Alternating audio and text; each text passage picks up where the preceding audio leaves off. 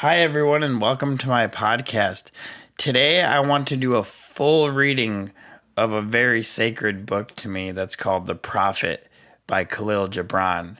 He passed away about 100 years ago. He was a Lebanese poet. And this book, The Prophet, is just filled with the most divine wisdom, with the most divine love, with the most divine spiritual insight, and written in such a poetic and powerful fashion. And I really believe it should be read in person and studied as such. But you can also listen to it here as I read it, and hopefully that will awaken something in you that you might go and get the book for yourself. The first couple pages are an introduction, the setting of the story, how it gets to the point where they begin asking the prophet questions about these different topics. And it is very poetic, so sometimes it could be a little hard to follow if you're listening. So I encourage you to listen slowly and even play it back. But take it as a transmission, take it as a spiritual teaching, because there's such profound power, wisdom, and love, as I said, that's offered in this book. So I'm going to read this book all the way through, and I encourage you to, if you start it, I encourage you to listen through the whole thing, even if you have to break it up over time and sections. And I share my love and prayers with you, and I pray that you get as much from this book as I have. So it begins. El Mustafa, the chosen and the beloved, who was a dawn unto his own day, had waited 12 years in the city of Orphalese for his ship that was to return and bear him back to the isle of his birth. And in the 12th year, on the 7th day of Ailul, the month of reaping, he climbed the hill without the city walls and looked seaward, and he beheld his ship coming with the mist. Then the gates of his heart were flung open, and his joy flew far over the sea, and he closed his eyes and prayed in the silences of his soul. But as he descended the hill, a sadness came upon him, and he thought in his heart, "How shall I go in peace and without sorrow? Nay, not without a wound in the spirit shall I leave this city. Long were the days of pain I've spent within its walls, and long were the nights of aloneness. And who can depart from his pain and his aloneness without regret? Too many fragments of the spirit have I scattered in these streets, and too many are the children of my longing that walk naked among these hills, and I cannot withdraw from them without a burden and an ache. It is not a garment I cast off this day, but a skin that I tear with my own hands.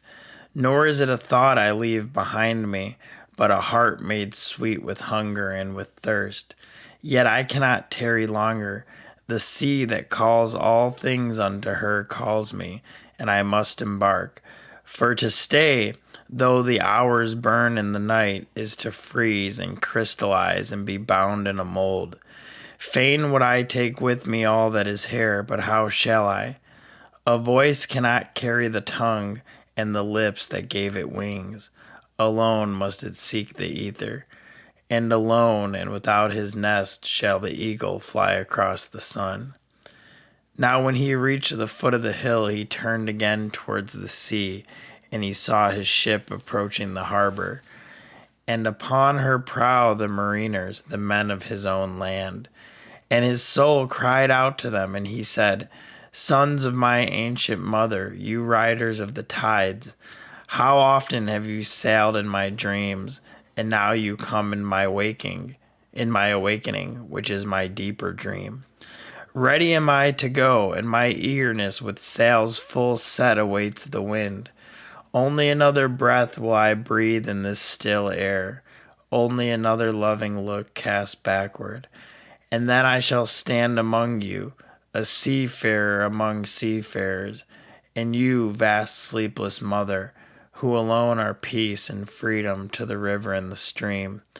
Only another winding will this stream make, only another murmur in this glade, and then I shall come to you, a boundless drop to a boundless ocean, And as he walked, he saw from afar men and women leaving their fields and their vineyards and hastening towards the city gates. And he heard their voices calling his name and shouting from field to field, telling one another of the coming of his ship. And he said to himself, shall the day of parting be the day of gathering? And shall it be said that my eve was in truth my dawn? And what shall I give unto him who has left his plough in mid furrow, or to him who has stopped the wheel of his winepress?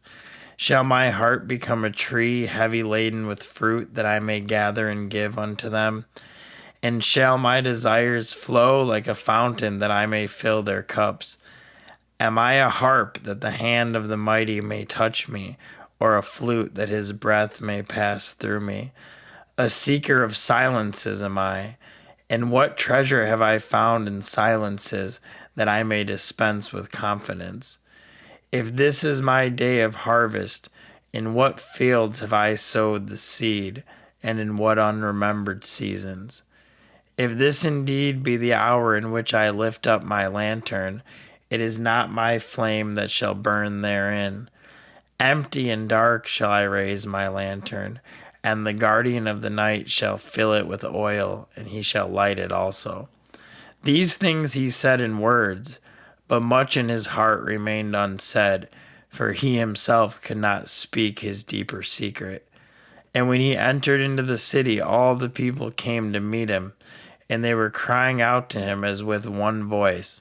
And the elders of the city stood forth and said, go not yet away from us. A noontide have you been in our twilight, and your youth has given us dreams to dream. No stranger are you among us, nor a guest, but our son and our dearly beloved. Suffer not yet our eyes to hunger for your face. And the priests and the priestesses said unto him, let not the waves of the sea separate us now, and the years you've spent in our midst become a memory. You have walked among us a spirit, and your shadow has been a light upon our faces. Much have we loved you, but speechless was our love, and with veils has it been veiled. Yet now it cries aloud unto you, and would stand revealed before you. And ever has it been that love knows not its own depth until the hour of separation. And others came also and entreated him, but he answered them not. He only bent his head, and those who stood near saw his tears falling upon his breast. And he and the people proceeded towards the great square before the temple. And there came out of the sanctuary a woman whose name was Almitra, and she was a seeress. And he looked upon her with exceeding tenderness, for it was she who had first sought and believed in him when he had been but a day in their city. And she hailed him, saying, Prophet of God, in quest of the uttermost, long have you searched the distances for your ship. And now your ship is come, and you must needs go. Deep is your longing for the land of your memories, and the dwelling place of your greater desires. And our love would not bind you, nor our needs hold you. Yet this we ask ere you leave us, that you speak to us and give us of your truth. And we will give it unto our children, and they unto their children, and it shall not perish. In your aloneness you have watched with our days, and in your wakefulness you have listened to the weeping and the laughter of our sleep. Now therefore disclose us to ourselves, and tell us all that has been shown to you of that which is between birth and death. And he answered, People of Orphalese, of what can I speak, save of that which is even now moving within your souls? Then said Almitra, Speak to us of love. And he raised his head and looked upon the people, and there fell a stillness upon them. And with a great voice he said, When love beckons to you, follow him, though his ways are hard and steep.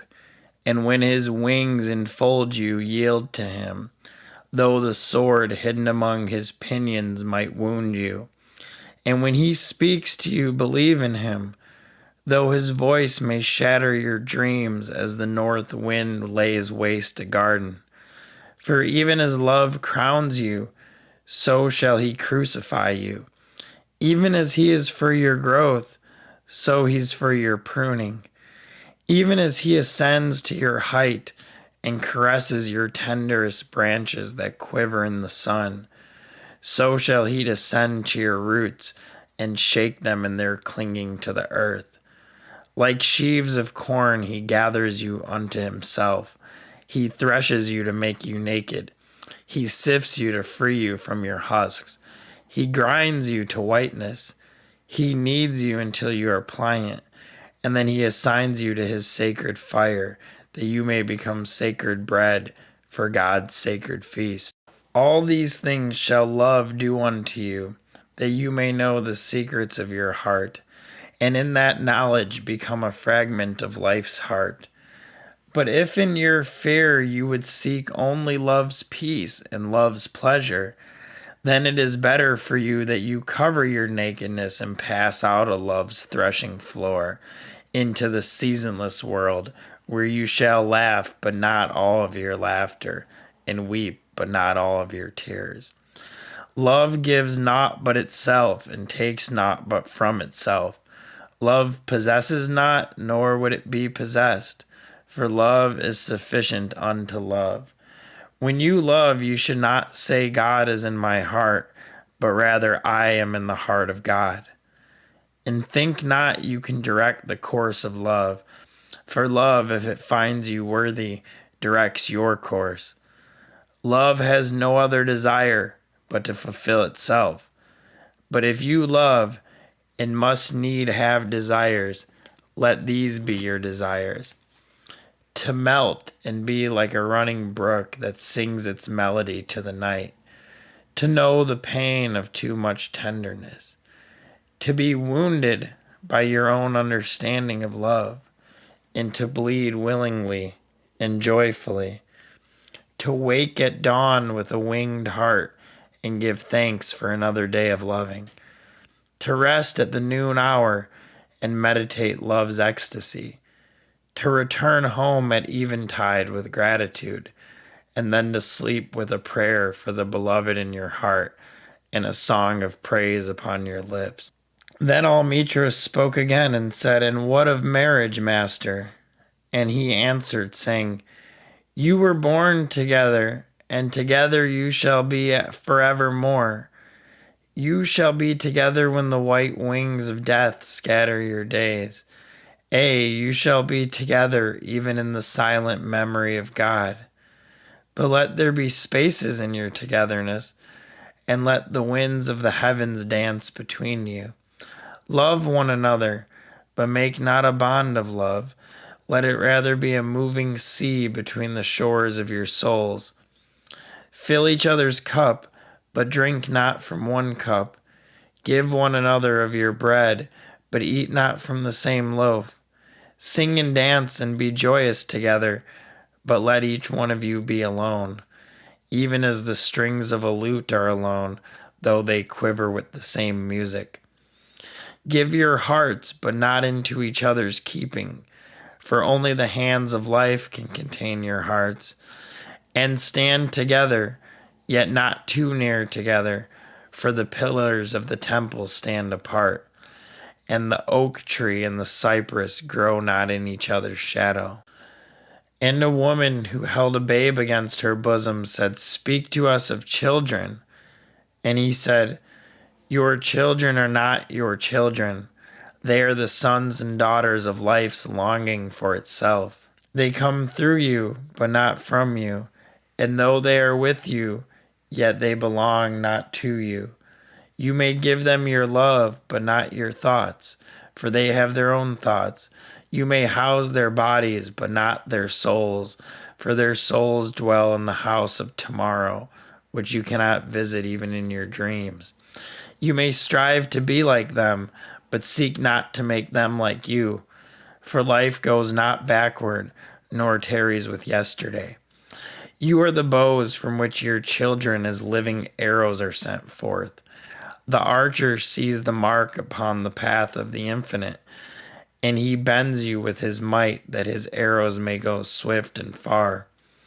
Let your bending in the archer's hand be for gladness, for even as he loves the arrow that flies, so he also loves the bow that is stable. Then said a rich man, Speak to us of giving. And he answered, You give but little when you give of your possessions. It is when you give of yourself that you truly give. For what are your possessions but things you keep and guard for fear you might need them tomorrow? And tomorrow, what shall tomorrow bring to the overprudent dog bearing bones in the trackless sand as he follows the pilgrims to the holy city? And what is fear of need but need itself? Is not dread of thirst when your well is full, the thirst that is unquenchable? There are those who give little of the much which they have, and they give it for recognition, and their hidden desire makes their gifts unwholesome. And there are those who have little and give it all. These are the believers in life and the bounty of life, and their coffer is never empty. There are those who give with joy, and that joy is their reward. And there are those who give with pain, and that pain is their baptism. And there are those who give and know not pain in giving, nor do they seek joy, nor give with mindfulness of virtue. They give as in yonder valley the myrtle breathes its fragrance into space. Through the hands of such as these God speaks, and from behind their ears he smiles upon earth. It is well to give when asked, but it is better to give unasked through understanding. And to the open-handed the search for one who shall receive is joy greater than giving. And is there aught you would withhold? All you have shall someday be given. Therefore give now, that the season of giving may be yours and not your inheritors. You often say, I would give, but only to the deserving. The trees in your orchard say not so, nor the flocks in your pasture. They give that they may live, for to withhold is to perish. Surely he who is worthy to receive his days and his nights is worthy of all else from you. And he who has deserved to drink from the ocean of life deserves to fill his cup from your little stream. And what desert greater shall there be than that which lies in the courage and the confidence, nay, the charity of receiving? And who are you that men should rend their bosom and unveil their pride, that you may see their worth naked and their pride unabashed? See first that you yourself deserve to be a giver and an instrument of giving. For in truth it is life that gives unto life, while you who deem yourself a giver are but a witness. And you receivers, and you're all receivers, assume no weight of gratitude, lest you lay a yoke upon yourself and upon him who gives. Rather rise together with the giver on his gifts as on wings. For to be over-mindful of your debt is to doubt his generosity, who has the free-hearted earth for mother and God for father. Then an old man, a keeper of an inn, said, Speak to us of eating and drinking. And he said, Would that you can live on the fragrance of the earth, and like an air plant be sustained by the light. But since you must kill to eat and rob the newly born of its mother's milk to quench your thirst, let it then be an act of worship. And let your board stand an altar on which the pure and the innocent of forest and plain are sacrificed for that which is pure and still more innocent in man.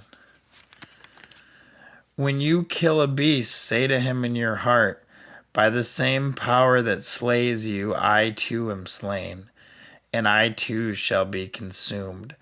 For the law that delivered you into my hand shall deliver me into a mightier hand. Your blood and my blood is naught but the sap that feeds the tree of heaven. And when you crush an apple with your teeth, say to it in your heart, Your seeds shall live in my body, and the buds of your tomorrow shall blossom in my heart. And your fragrance shall be my breath, and together we'll rejoice through all seasons.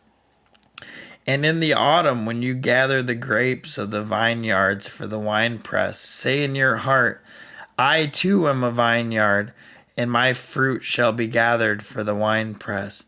And like new wine, I shall be kept in eternal vessels. And in winter, when you draw the wine, let there be in your heart a song for each cup. And let there be in the song a remembrance for the autumn days, and for the vineyard, and for the winepress. Then a plowman said, Speak to us of work. And he answered, saying, You work that you may keep pace with the earth and the soul of the earth. For to be idle is to become a stranger unto the seasons, and to step out of life's procession that marches in majesty and proud submission towards the infinite. When you work, you are a flute through whose heart the whispering of the hours turns to music. Which of you would be a reed, dumb and silent, when all else sings together in unison?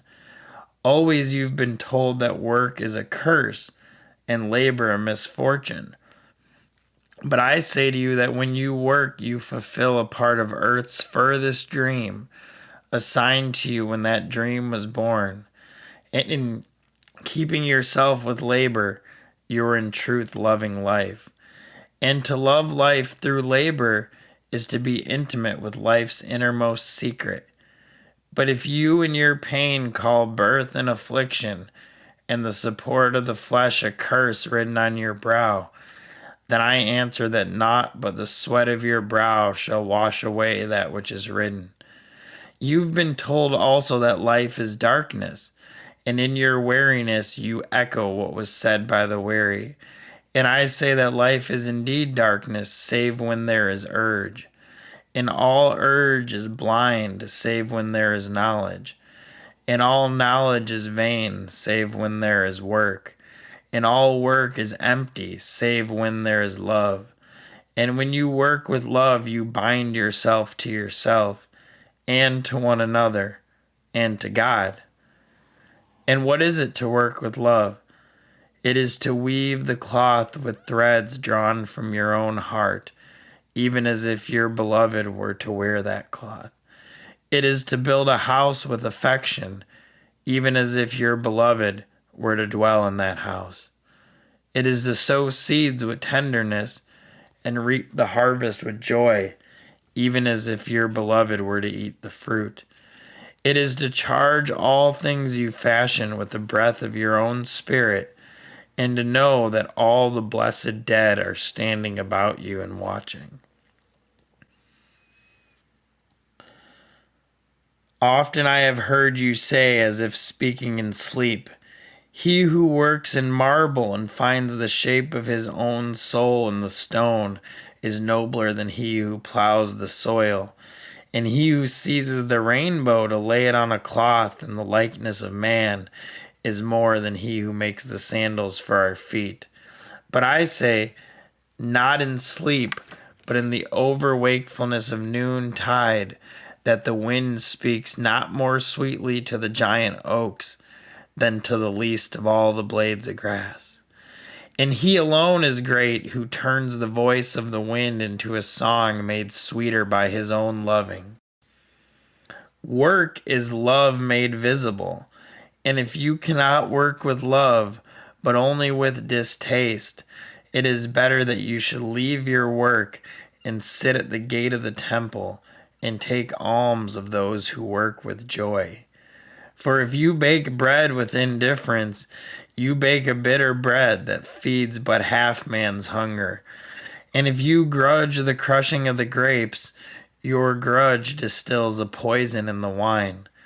And if you sing though as angels, and love not the singing, you muffle man's ears to the voices of the day and the voices of the night. Then a woman said, Speak to us of joy and sorrow. And he answered, Your joy is your sorrow unmasked. And the self same well from which your laughter rises was oftentimes filled with your tears. And how else can it be? The deeper that sorrow carves into your being, the more joy you can contain. Is it not the cup that holds your wine, the very cup that was burned in the potter's oven? And is it not the lute that soothes your spirit, the very wood that was hollowed out with knives? When you are joyous, look deep into your heart, and you shall find it is only that which has given you sorrow that is giving you joy. When you are sorrowful, look again in your heart, and you shall see that in truth you are weeping for that which has been your delight. Some of you say joy is greater than sorrow, and others say nay, sorrow greater than joy. But I say unto you, they are inseparable. Together they come, and when one sits alone with you at your board, remember that the other is asleep upon your bed. Verily, you are suspended like scales between your sorrow and your joy. Only when you are empty are you at standstill and balanced. When the treasure keeper lifts you to weigh his gold and his silver, needs must your joy or your sorrow rise or fall. Then a mason came forth and said, speak to us of houses. And he answered and said, build of your imaginings a bower in the wilderness, ere you build a house within the city walls. For even if you have homecomings in your twilight, so has the wanderer in you, the ever distant and alone. Your house is your larger body. It grows in the sun and sleeps in the stillness of the night, and it is not dreamless. Does not your house dream, and dreaming leave the city for grove or hilltop? Would that I could gather your houses into my hand, and like a sower scatter them in forest and meadow. Would the valleys were your streets, and the green paths your alleys, that you might seek one another through vineyards, and come with the fragrance of the earth in your garments. But these things are not yet to be. In their fear your forefathers gathered you too near together, and that fear shall endure a little longer. A little longer shall your city walls separate your hearths from your fields. And tell me, people of Orphalese, what have you in these houses, and what is it you guard with fastened doors? Have you peace, the quiet urge that reveals your power? Have you remembrances, the glimmering arches that span the summits of the mind? Have you beauty that leads the heart from things fashioned of wood and stone to the holy mountain? Tell me, have you these in your houses, or have you only comfort and the lust for comfort, that stealthy thing that enters the house a guest and then becomes a host and then a master?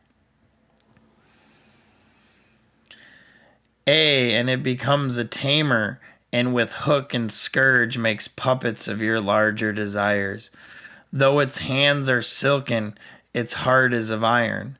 It lulls you to sleep only to stand by your bed and jeer at the dignity of the flesh. It makes mock of your sound senses and lays them in thistledown like fragile vessels. Verily, the lust for comfort murders the passion of the soul, and then walks grinning into the funeral. But you, children of space, you restless in rest, you shall not be trapped nor tamed. Your house shall be not an anchor, but a mast. It shall not be a glistening film that covers a wound, but an eyelid that guards the eye. You shall not fold your wings that you may pass through doors, nor bend your heads that they strike not against a ceiling, nor fear to breathe lest walls should crack and fall down.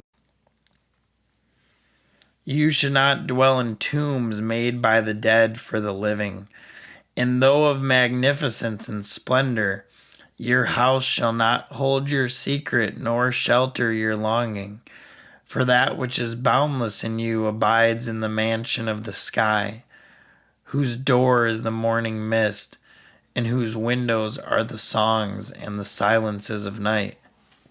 And the weaver said, Speak to us of clothes. And he answered, Your clothes conceal much of your beauty, yet they hide not the unbeautiful. And though you seek in garments the freedom of privacy, you may find in them a harness and a chain. Would that you could meet the sun and the wind with more of your skin and less of your raiment. For the breath of life is in the sunlight, and the hand of life is in the wind. Some of you say, It is the north wind who has woven the clothes we wear. And I say, it was the north wind, but shame was his loom, and the softening of the sinews was his thread. And when his work was done, he laughed in the forest. Forget not that modesty is for a shield against the eye of the unclean. And when the unclean shall be no more, what were modesty but a fetter and a fouling of the mind? And forget not that the earth delights to feel your bare feet, and the wind longs to play with your hair.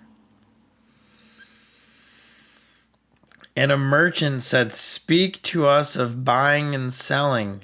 And he answered and said, To you the earth yields her fruit, and you shall not want if you know but how to fill your hands. It is in exchanging the gifts of the earth that you shall find abundance and be satisfied. Yet unless the exchange be in love and kindly justice, it will but lead some to greed and others to hunger. When in the marketplace you toilers of the sea and fields and vineyards meet the weavers and the potters and the gatherers of spices, invoke then the master spirit of the earth to come into your midst and sanctify the scales and the reckoning that weighs value against value. And suffer not the barren-handed to take part in your transactions, who would sell their words for your labor. To such men you should say, Come with us to the field, or go with our brothers to the sea, and cast your net. For the land and the sea shall be bountiful to you, even as to us. And if there come the singers, and the dancers, and the flute players, buy of their gifts also, for they too are gatherers of fruit and frankincense, and that which they bring, though fashioned of dreams, is raiment and food for your soul. And before you leave the marketplace, see that no one has gone his way with empty hands, for the master spirit of the earth shall not sleep peacefully upon the wind till the needs of the least of you are satisfied. Then one of the judges of the city stood forth and said, Speak to us of crime and punishment. And he answered, saying, It is when your spirit goes wandering upon the wind that you, alone and unguarded, commit a wrong unto others and therefore unto yourself. And for that wrong committed must you knock and wait a while, unheeded at the gate of the blessed.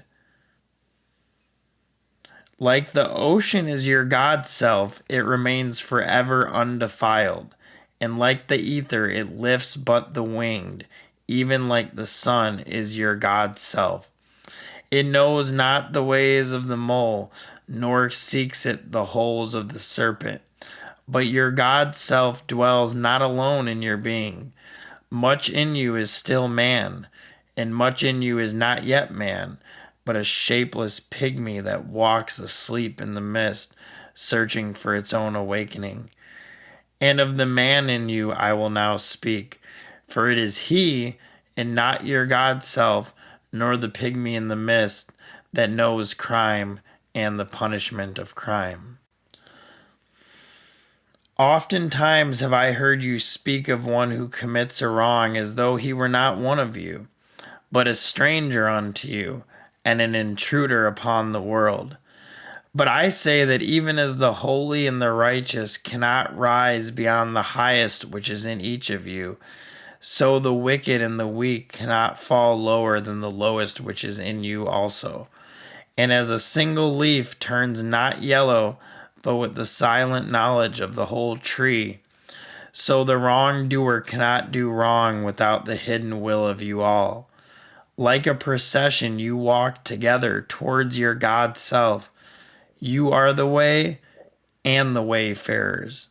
And when one of you falls down, he falls for those behind him, a caution against the stumbling stone. And he falls for those ahead of him, who though faster and surer of foot, yet remove not the stumbling stone. And this also, though the word lie heavy upon your hearts, the murdered is not unaccountable for his own murder, and the robbed is not blameless in being robbed, and the righteous is not innocent of the deeds of the wicked, and the white-handed is not clean in the doings of the felon. Yeah, the guilty is oftentimes the victim of the injured, and still more often the condemned is the burden bearer for the guiltless and unblamed. You cannot separate the just from the unjust and the good from the wicked, for they stand together before the face of the sun, even as the black thread and the white thread are woven together. And when the black thread breaks, the weaver shall look into the whole cloth, and he shall examine the loom also. If any of you would bring to judgment the unfaithful wife, let him also weigh the heart of her husband in scales, and measure his soul with measurements. And let him who would lash the offender look unto the spirit of the offended. And if any of you would punish in the name of righteousness, and lay the axe unto the evil tree, let him see to its roots. And verily he will find the roots of the good and the bad, the fruitful and the fruitless, all entwined together in the silent heart of the earth. And you judges who would be just, what judgment pronounce you upon him who, though honest in the flesh, yet is a thief in spirit? What penalty lay you upon him who slays in the flesh, yet is himself slain in the spirit? And how prosecute you him who in action is a deceiver and an oppressor, yet who also is aggrieved and outraged? And how shall you punish those whose remorse is already greater than their misdeeds? Is not remorse the justice which is administered by that very law which you would fain serve?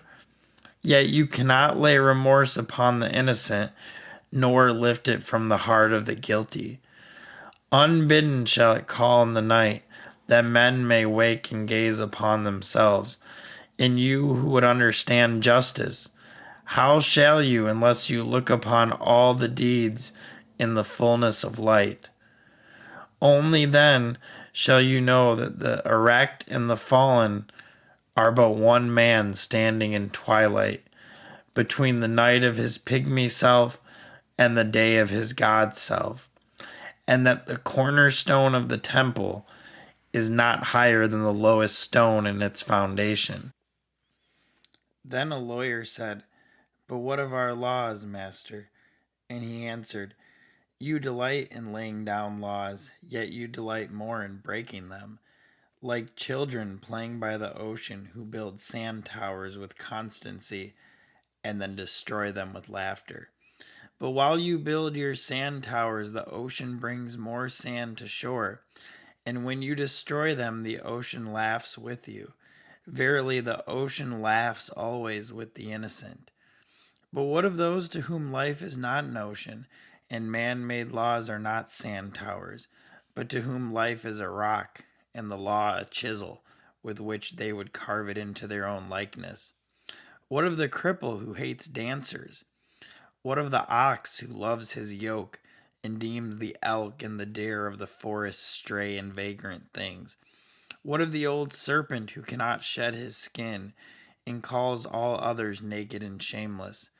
And of him who comes early to the wedding feast, and when overfed and tired goes his way, saying that all feasts are violation, and all feasts lawbreakers? What shall I say of these, save that they too stand in the sunlight, but with their backs to the sun? They see only their shadows, and their shadows are their laws. And what is the sun to them but a caster of shadows? And what is it to acknowledge the laws, but to stoop down and trace their shadows upon the earth?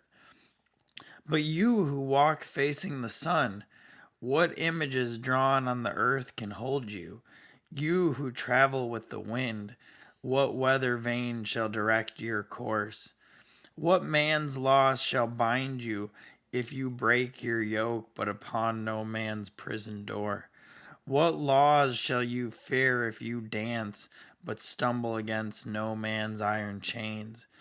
And who is he that shall bring you to judgment if you tear off your garment, yet leave it in no man's path? People of Orphalese, you can muffle the drum, and you can loosen the strings of the lyre, but who shall command the skylark not to sing? And an orator said, "Speak to us of freedom." And he answered, "At the city gate and by your fireside, I have seen you prostrate yourselves and worship your own freedom, even as slaves humble themselves before a tyrant and praise him though he slays them. At the city gate and by your fireside, I've seen you prostrate yourself and worship your own freedom, even as slaves humble themselves before a tyrant and praise him though he slays them. In the grove of the temple and in the shadow of the citadel, I've seen the freest among you wear their freedom as a yoke and a handcuff. And my heart bled within me, for you can only be free when even the desire of seeking freedom becomes a harness to you, and when you cease to speak of freedom as a goal and a fulfillment. You shall be free indeed when your days are not without a care, nor your nights without a want and a grief, but rather when these things girdle your life, and yet you rise above them naked and unbound. And how shall you rise beyond your days and nights unless you break the chains which you at the dawn of your understanding have fastened around your noon hour? In truth, that which you call freedom is the strongest of these chains, though its links glitter in the sun and dazzle your eyes. And what is it but fragments of your own self you would discard that you might become free? If it is an unjust law you would abolish, that law was written with your own hand upon your own forehead. You cannot erase it by burning your law books, nor by washing the foreheads of your judges, though you pour the sea upon them. And if it is a despot you would dethrone, see first that his throne erected within you is destroyed. For how can a tyrant rule the free and the proud, but for a tyranny in their own freedom, and a shame in their own pride? And if it is a care you would cast off, that cart has been chosen by you rather than imposed upon you. And if it is a fear you would dispel, the seat of that fear is in your heart, and not in the hand of the feared. Verily, all things move within your being in constant half embrace, the desired and the dreaded, the repugnant and the cherished, the pursued and that which you would escape. These things move within you as lights and shadows in pairs that cling. And when the shadow fades and is no more, the light that lingers becomes a shadow to another light. And thus your freedom, when it loses its fetters, becomes itself the fetter of a greater freedom. And the priestess spoke again and said, "Speak to us of reason and passion." And he answered, saying, "Your soul is oftentimes a battlefield upon which your reason and your judgment wage war against your passion and your appetite. Would that I could be the peacemaker in your soul, that I might turn the discord and the rivalry of your elements into oneness and melody. But how shall I, unless you yourselves be also the peacemakers, nay, the lovers of all your elements? Your reason and your passion are the rudder and the sails of your seafaring soul. If either your sails or your rudder be broken, you can but toss and drift, or else be held at a standstill in mid seas. For reason, ruling alone, is a force confining, and passion unattended is a flame that burns to its own destruction. Therefore, let your soul exalt your reason to the height of passion, that it may sing, and let it direct your passion with reason, that your passion may live through its own daily resurrection, and like the phoenix rise above its own ashes. I would have you consider your judgment and your appetite, even as you would two loved guests in your house. Surely you would not honor one guest above the other, for he is who is more mindful of one loses the love and faith of both. Among the hills, when you sit in the cool shade of the white poplars, sharing the peace and serenity of distant fields and meadows, then let your heart say in silence, God rests in reason. And when the storm comes, and the mighty wind shakes the forest, and thunder and lightning proclaim the majesty of the sky, then let your heart say in awe, God moves in passion. And since you are a breath in God's sphere and a leaf in God's forest, you too should rest in reason and move in passion. And a woman spoke, saying, Tell us of pain. And he said, Your pain is the breaking of the shell that encloses your understanding. Even as the stone of the fruit must break, that its heart may stand in the sun, so must you know pain. And could you keep your heart in wonder at the daily miracles of your life, your pain would not seem less wondrous than your joy. And you would accept the seasons of your heart, even as you've always accepted the seasons that pass over your fields. And you would watch with serenity through the winters of your grief. Much of your pain is self chosen. It is the bitter potion by which the physician within you heals your sick self. Therefore, trust the physician and drink his remedy in silence and tranquility.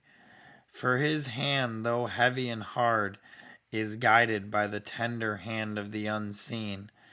And the cup he brings, though it burns your lips, has been fashioned of the clay which the potter has moistened with his own sacred tears.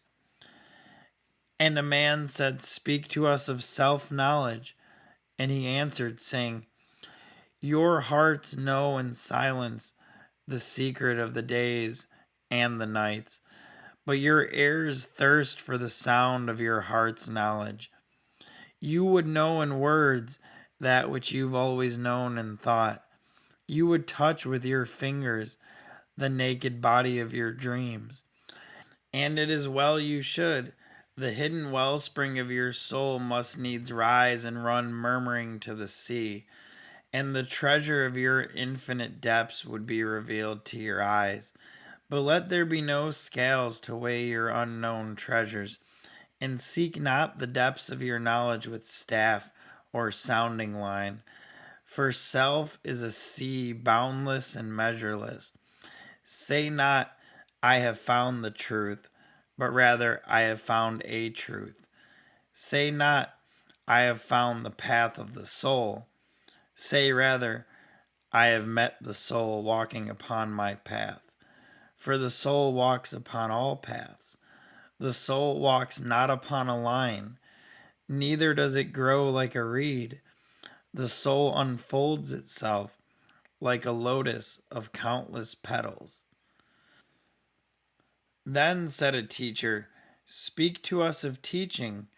And he said, No man can reveal to you aught but that which already lies half asleep in the dawning of your knowledge.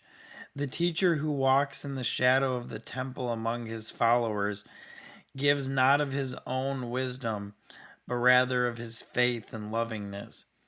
If he is indeed wise, he does not bid you enter the house of his wisdom, but rather leads you to the threshold of your own mind.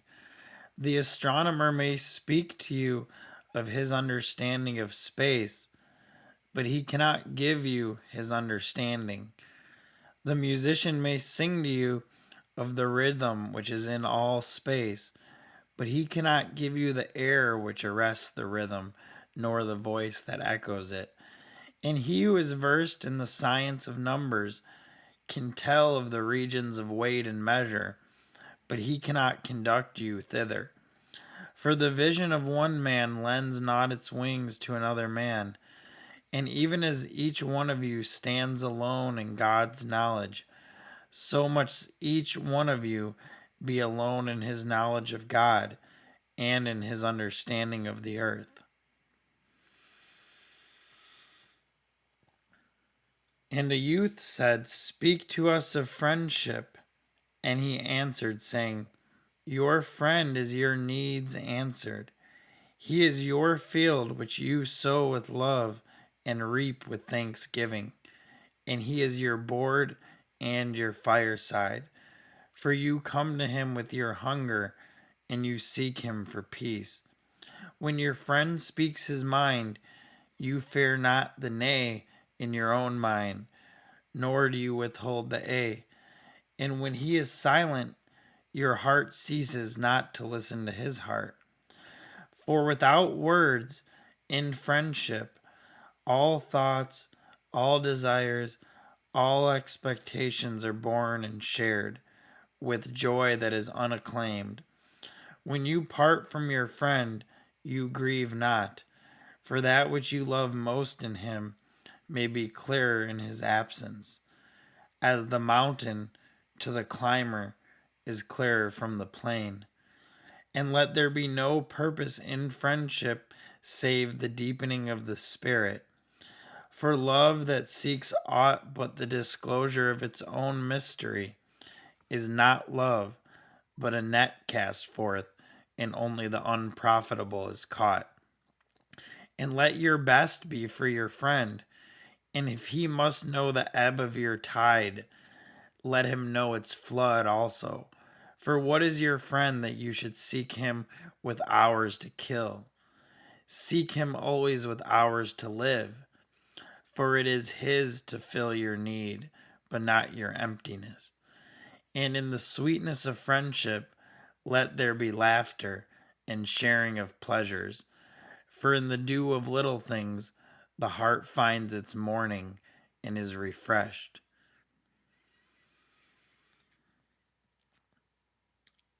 And then a scholar said, Speak of talking. And he answered, saying, You talk when you cease to be at peace with your thoughts. And when you can no longer dwell in the solitude of your heart, you live in your lips. And sound is a diversion and a pastime. And in much of your talking, thinking is half murdered. For thought is a bird of space, that in a cage of words may indeed unfold its wings, but cannot fly. There are those among you who seek the talkative through fear of being alone. The silence of aloneness reveals to their eyes their naked selves, and they would escape. And there are those who talk, and without knowledge or forethought, reveal a truth which they themselves do not understand. And there are those who have the truth within them, but they tell it not in words. In the bosom of such as these, the Spirit dwells in rhythmic silence.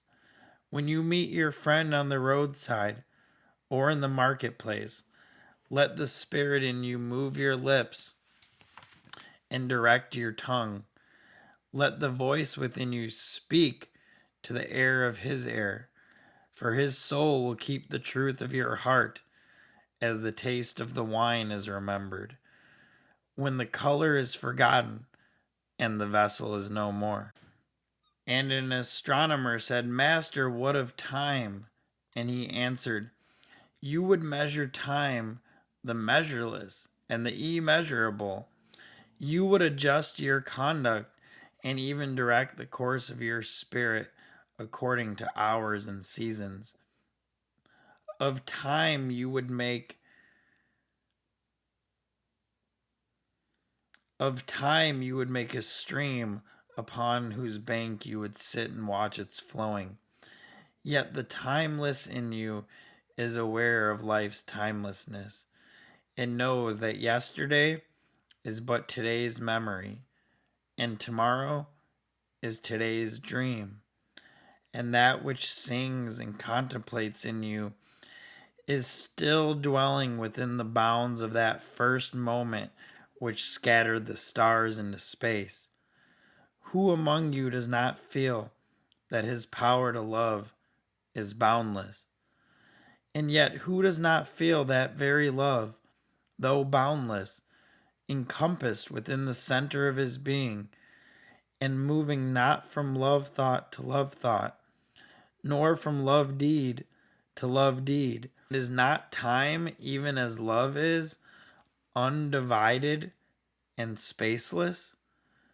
But if in your thought you must measure time into seasons, let each season encircle all the other seasons, and let today embrace the past with remembrance and the future with longing.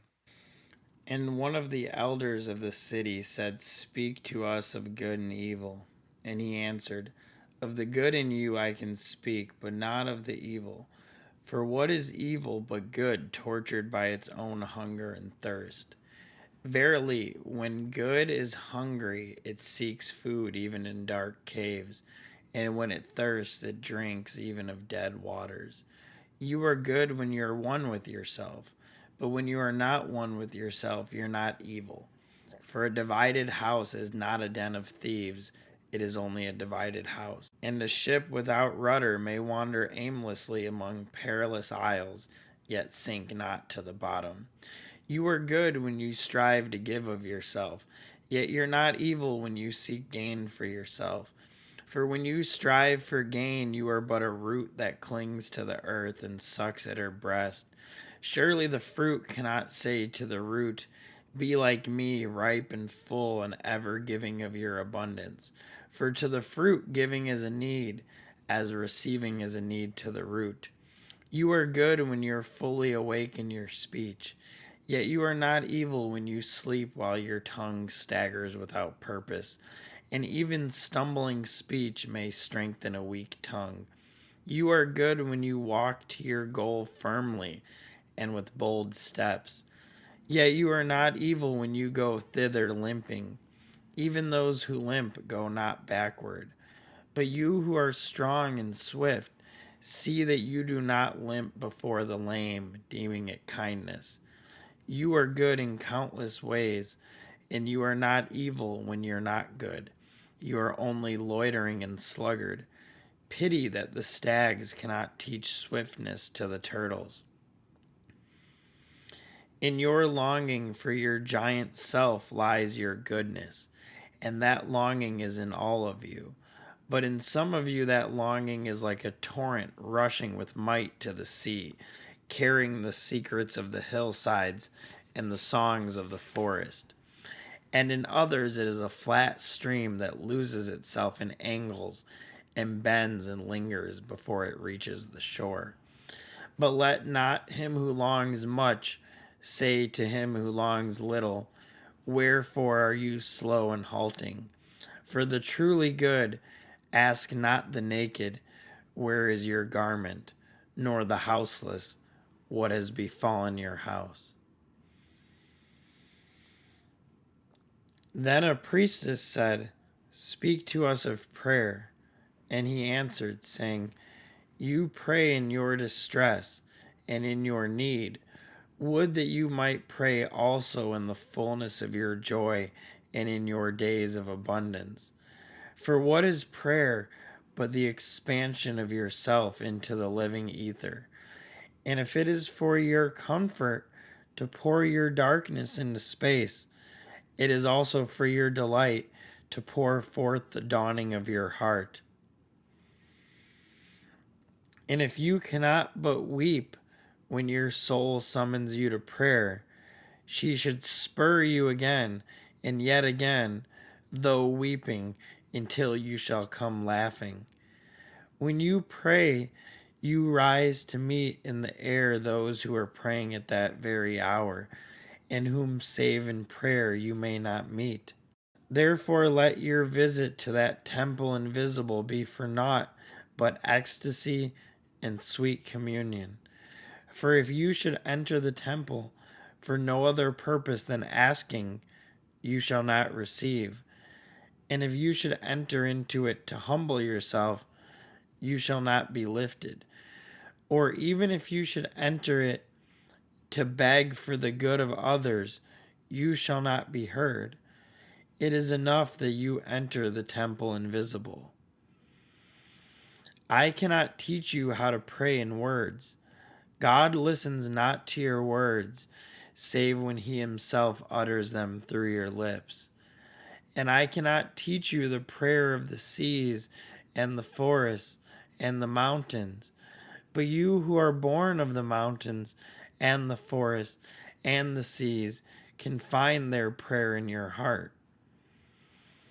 And if you but listen in the stillness of the night, you shall hear them saying in silence, Our God, who art our winged self, it is thy will in us that willeth. It is thy desire in us that desireth. It is thy urge in us that would turn our nights, which are thine, into days which are thine also. We cannot ask thee for aught, for thou knowest our needs before they're born in us. Thou art our need, and in giving us more of thyself, thou givest us all. Then a hermit who visited the city once a year came forth and said, Speak to us of pleasure. And he answered, saying, Pleasure is a freedom song, but it's not freedom. It is the blossoming of your desires, but it is not their fruit.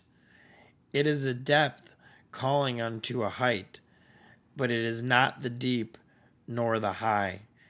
It is the caged taking wing, but it is not space encompassed. In very truth, pleasure is a freedom song, and I fain would have you sing it with fullness of heart. Yet I would not have you lose your hearts in the singing. Some of your youth seek pleasure as if it were all, and they are judged and rebuked. I would not judge nor rebuke them. I would have them seek. For they shall find pleasure, but not her alone. 7 are her sisters, and the least of them is more beautiful than pleasure. Have you not heard of the man who was digging in the earth for roots and found a treasure? And some of your elders remember pleasures with regret, like wrongs committed in drunkenness. But regret is the beclouding of the mind, and not its chastisement. They should remember their pleasures with gratitude, as they would the harvest of a summer. Yet if it comforts them to regret, let them be comforted. And there are among you those who are neither young to seek nor old to remember. And in their fear of seeking and remembering, they shun all pleasures, lest they neglect the spirit or offend against it. But even in their foregoing is their pleasure, and thus they too find a treasure, though they dig for roots with quivering hands. But tell me, who is he that can offend the spirit? Shall the nightingale offend the stillness of the night, or the firefly the stars? And shall your flame or your smoke burden the wind? Think you the spirit is a still pool, which you can trouble with a staff? Oftentimes, in denying yourself pleasure, you do but store the desire in the recess of your being. Who knows but that which seems omitted today waits for tomorrow? Even your body knows its heritage and its rightful need and will not be deceived. And your body is the harp of your soul, and it is yours to bring forth sweet music from it or confused sounds. And now you ask in your heart, how shall we distinguish that which is good and pleasure from that which is not good? Go to your fields and your gardens, and you shall learn that it is the pleasure of the bee to gather honey of the flower, but it is also the pleasure of the flower to yield its honey to the bee. For to the bee, a flower is a fountain of life, and to the flower, a bee is a messenger of love. And to both bee and flower, the giving and the receiving of pleasure is a need and an ecstasy.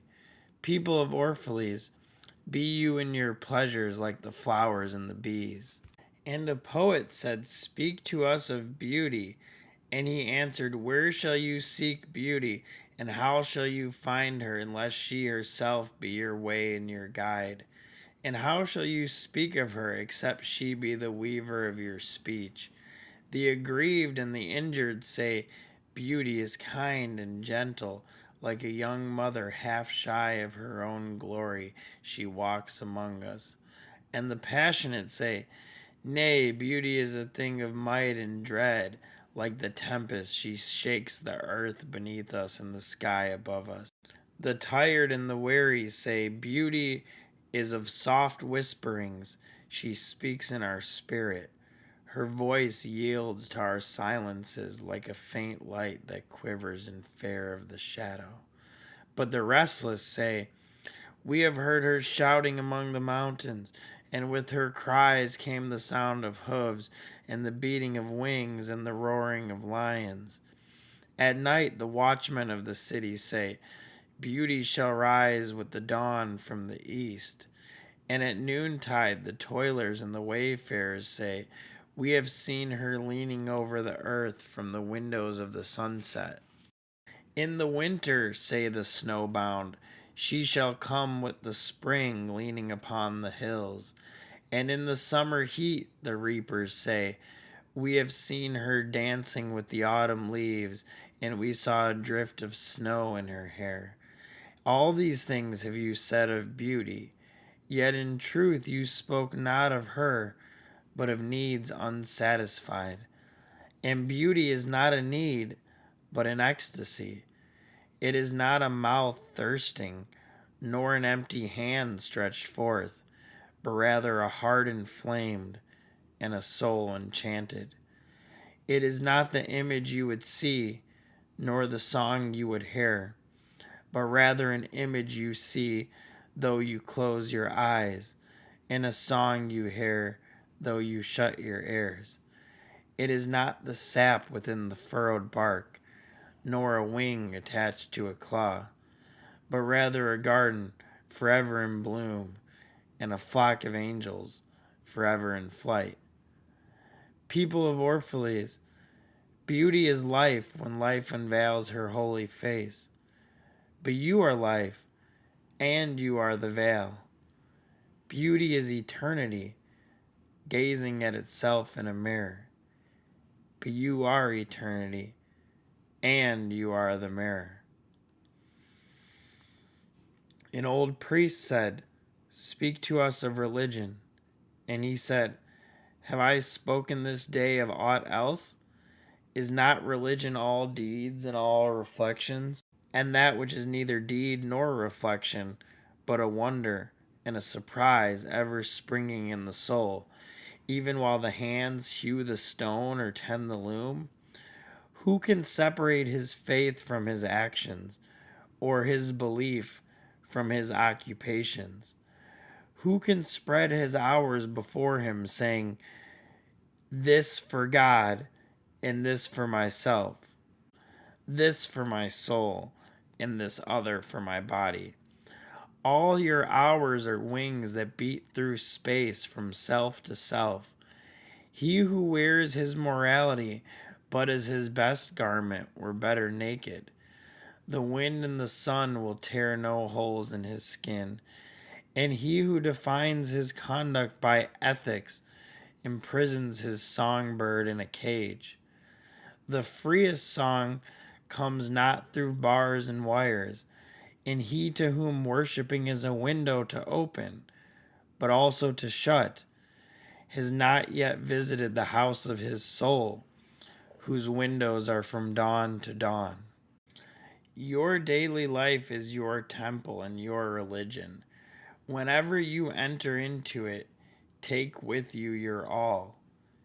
Take the plow and the forge and the mallet and the lute, the things you have fashioned in necessity or for delight. For in reverie you cannot rise above your achievements, nor fall lower than your failures. And take with you all men, for in adoration you cannot fly higher than their hopes, nor humble yourself lower than their despair. And if you would know God, be not therefore a solver of riddles, rather look about you, and you shall see him playing with your children. And look into space, you shall see him walking in the cloud, outstretching his arms in the lightning, and descending in rain. You shall see him smiling in flowers, then rising and waving his hand in trees. Then Almitra spoke, saying, We would ask now of death. And he said, You would know the secret of death, but how shall you find it unless you seek it in the heart of life? The owl, whose night-bound eyes are blind unto the day, cannot unveil the mystery of light. If you would indeed behold the spirit of death, open your heart wide unto the body of life. For life and death are one, even as the river and the sea are one. In the depth of your hopes and desires lies your silent knowledge of the beyond. And like seeds dreaming beneath the snow, your heart dreams of spring. Trust the dreams, for in them is hidden the gate to eternity. Your fear of death is but the trembling of the shepherd when he stands before the king, whose hand is to be laid upon him in honor. Is the shepherd not joyful beneath his trembling, that he shall wear the mark of the king? Yet is he not more mindful of his trembling? For what is to die but to stand naked in the wind and to melt into the sun? And what is it to cease breathing but to free the breath from its restless tides, that it may rise and expand and seek God unencumbered? Only when you drink from the river of silence shall you indeed sing. Only when you drink from the river of silence shall you indeed sing. And when you have reached the mountain top, then you shall begin to climb.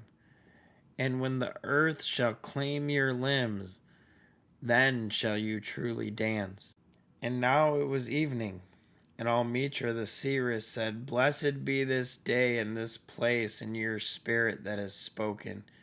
And he answered, Was it I who spoke? Was I not also a listener? Then he descended the steps of the temple, and all the people followed him.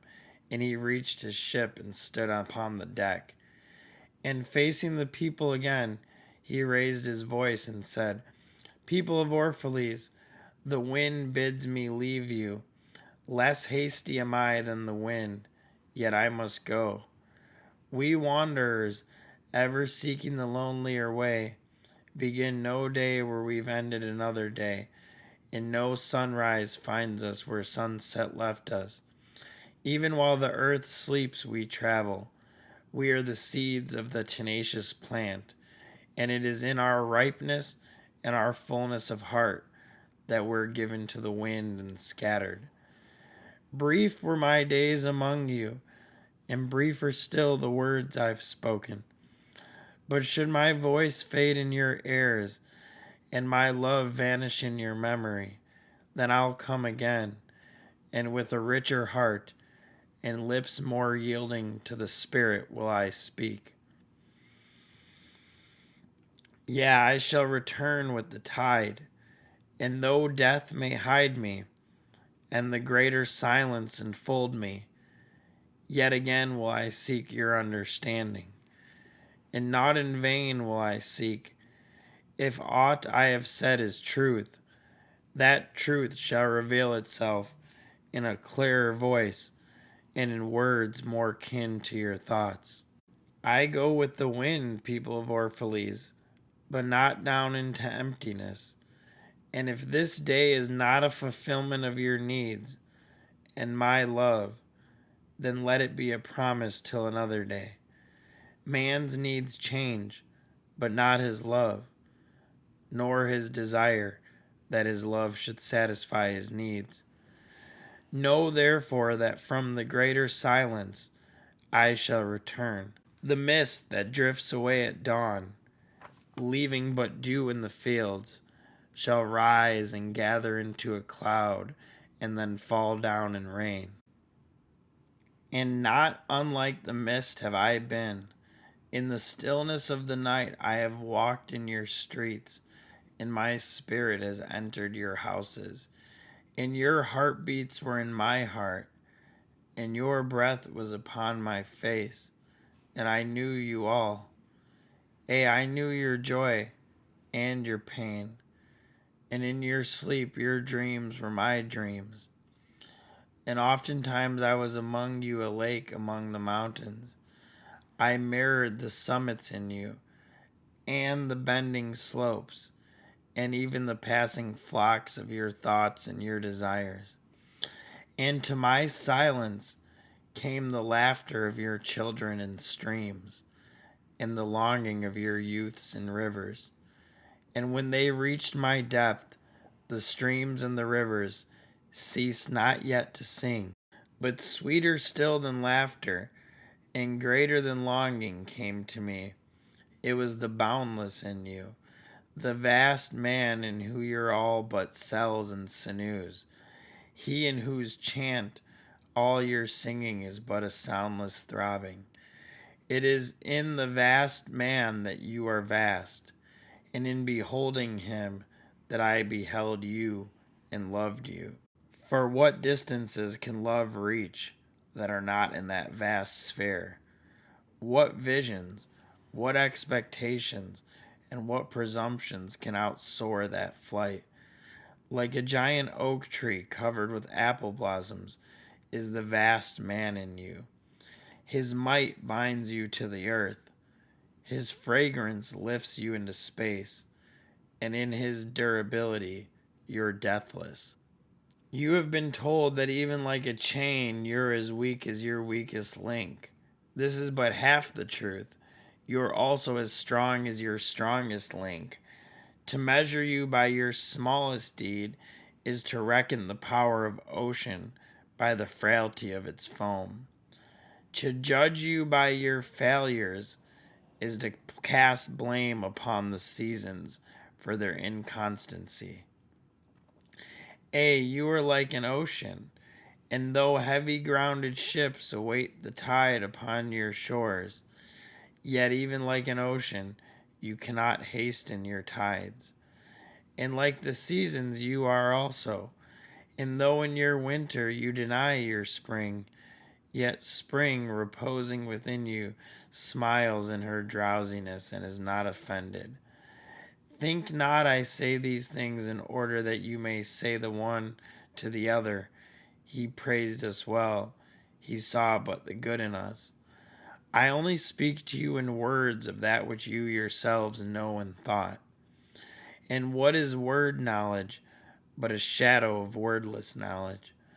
Your thoughts and my words are waves from a sealed memory that keeps record of our yesterdays, and of the ancient days when the earth knew not us nor herself, and of nights when earth was wrought up with confusion. Wise men have come to you to give you of their wisdom. I came to take of your wisdom. And behold, I have found that which is greater than wisdom.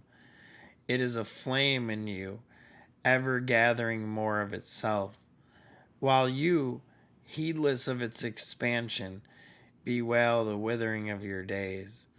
It is life in quest of life, in bodies that fear the grave. There are no graves here. These mountains and plains are a cradle and a stepping stone. Whenever you pass by the field where you have laid your ancestors, look well thereupon, and you shall see yourselves and your children dancing hand in hand. Verily, you often make merry without knowing. Others have come to you, to whom for golden promises made unto your faith you've given but riches and power and glory. Less than a promise have I given, yet more generous have you been to me. You have given me my deeper thirsting after life. Surely there is no greater gift to a man than that which turns all his aims into parching lips and all life into a fountain. And in this lies my honor and my reward, that whenever I come to the fountain to drink, I find the living water itself thirsty, and it drinks me while I drink it. Some of you have deemed me proud and over shy to receive gifts. Too proud indeed am I to receive wages, but not gifts.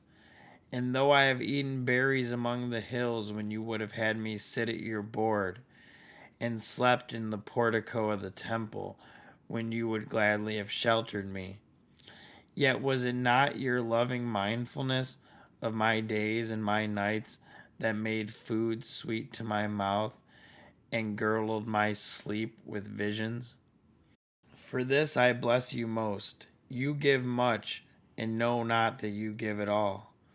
Verily, the kindness that gazes upon itself in a mirror turns to stone, and a good deed that calls itself by tender names becomes the parent to a curse. And some of you have called me aloof and drunk with my own aloneness, and you have said, he holds counsel with the trees of the forest, but not with men.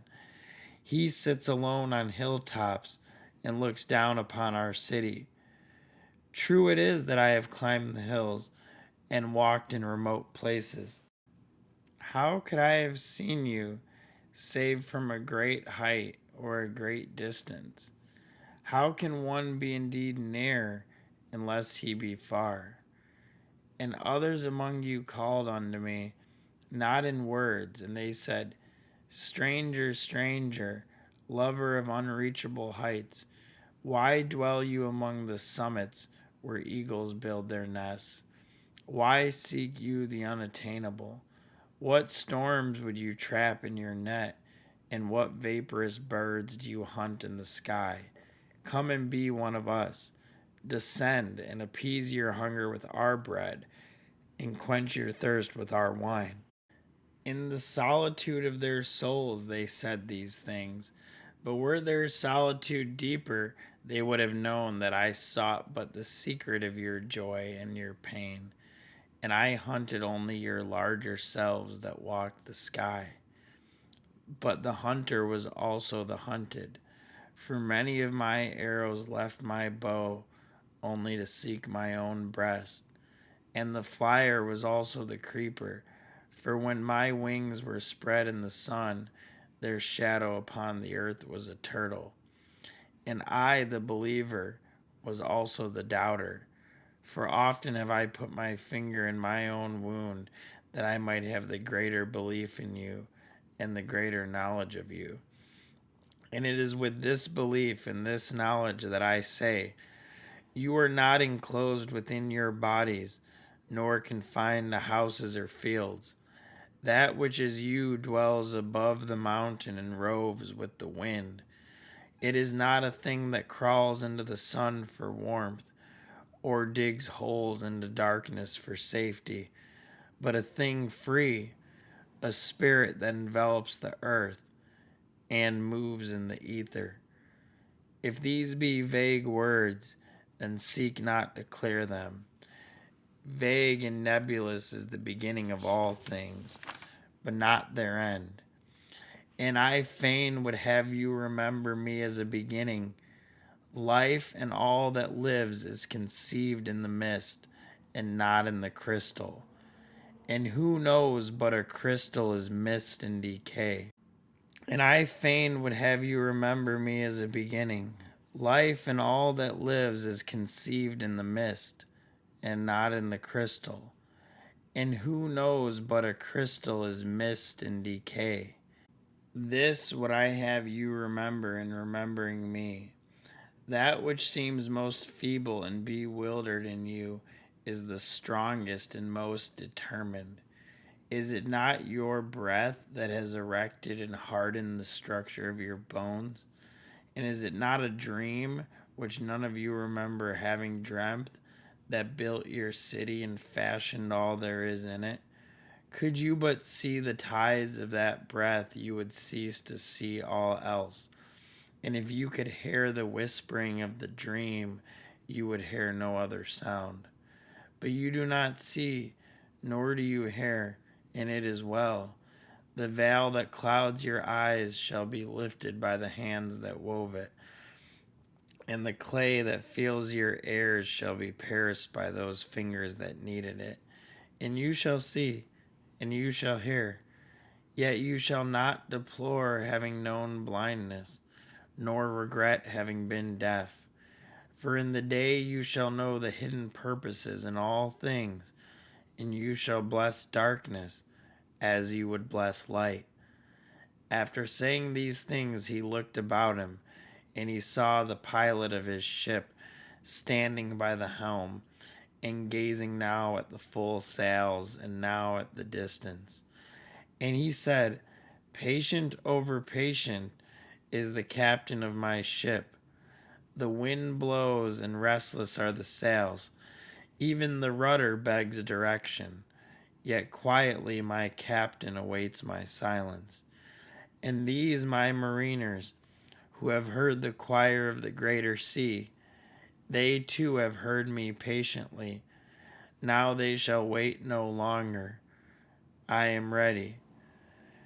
The stream has reached the sea, and once more the great mother holds her son against her breast. What was given us here we shall keep. Fare you well, people of Orphalese. This day has ended. It is closing upon us, even as the water lily upon its own tomorrow. What was given us here we shall keep, and if it suffices not, then again must we come together, and together stretch our hands unto the giver. Forget not that I shall come back to you.